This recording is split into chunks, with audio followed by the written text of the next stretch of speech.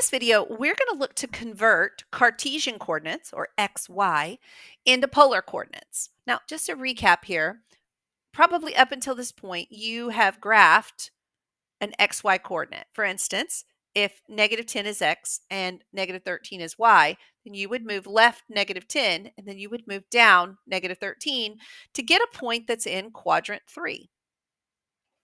Now, in polar, we can get to the same location, but we use a different method. In polar, you start at the origin or the pole, you move over a distance r, and you rotate an angle to get over to that same location in quadrant 3. So what we need to find is, what is that distance r that we have to move over, and what is that angle? So a couple of things. We're told that r has to be positive, and we're told that theta has to be in radians, and it must be positive within one rotation. We'll have to keep all of that in mind when we make our conversions. So let's look at the tools we need. We know that r is going to equal the square root of x squared plus y squared. Well, we can do that part.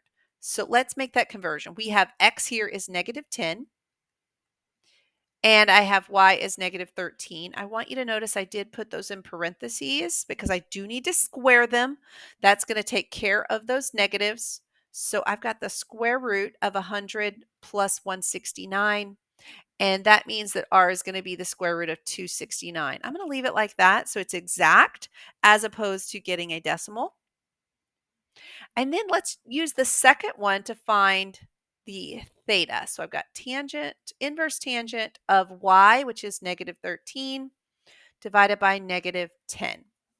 So because of those negatives there, we really can look at the inverse tangent of positive 13 over 10. And I want you to keep in mind that tangent is positive in quadrants 1 and 3. So we're going to need our calculator here because 13/10 is not one of our special triangles. So let's go to Desmos and see what we can make use of this inverse trig. Now, in Desmos, you remember our directions told us to give the answer in radians, but I don't think in radians. So I'm going to do a quick little check here with degrees, just so I can know how big this angle is. Okay, so I need the inverse trig. To do that, you're going to have to go to the keypad, choose functions, make sure trig is selected here, and then use the inverse tangent. And remember, we're doing 13 divided by 10. That's about 52 degrees. So while that's not the answer I want, it does let me know it's an acute angle.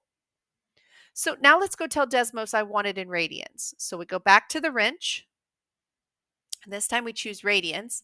And you can see that Desmos will give it to me in radians 0.915. But remember, it's an acute angle. So now that we have our radian measure, 0.915, I want you to remember it's an acute angle.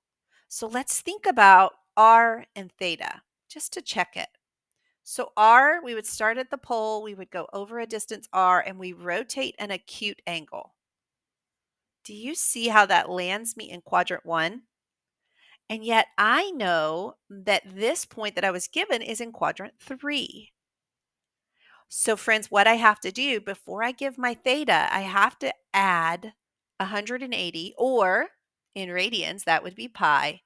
I have to add that to this value. So I want you to add pi